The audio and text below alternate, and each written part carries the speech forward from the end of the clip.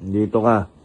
Doon ka na, hindi mo naman na-appreciate regalo sa'yo. Doon ka na, umuwi ka na. Patid ka na, kalakuya kalo mo.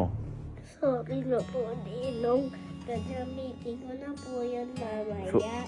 Sorry ka gagamitin mamaya. Ayaw mo nga. Ano, pambata ka mo. Gagamitin ko na po yun mamaya. Naka-helmet ako. Ganyan ka pala.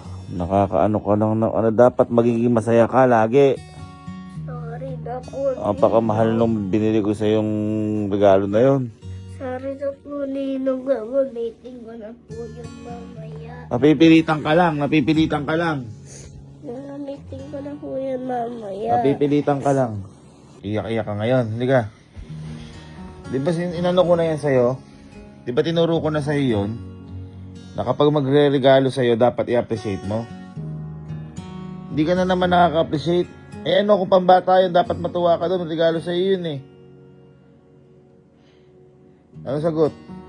Opo. Ano yung kinakasorry mo kanina? Kaya sabihin mo sa akin, ano yung kinakasorry mo?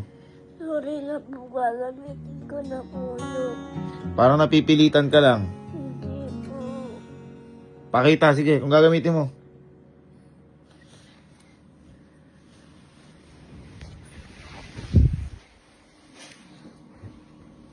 Saan? Hindi ka masaya. Masaya po ako. Hindi ko...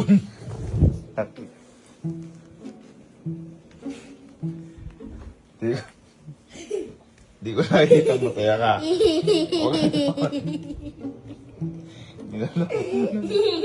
O, di ba mas madali pagpatag?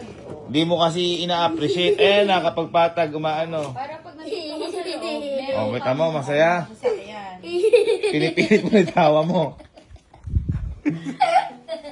O, maganda niya pag nandito ka sa loob, may sasakyan ka. Tapos pag nasa labas, yun. Ganun dapat.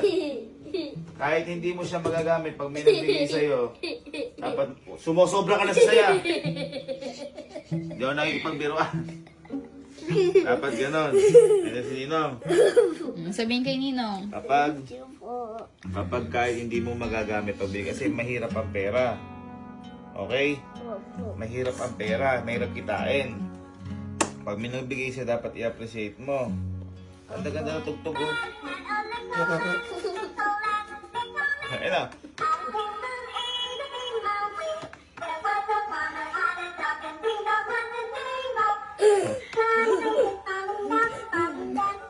Alam mo ba yung kanto na yan? Oh, maganda o hindi?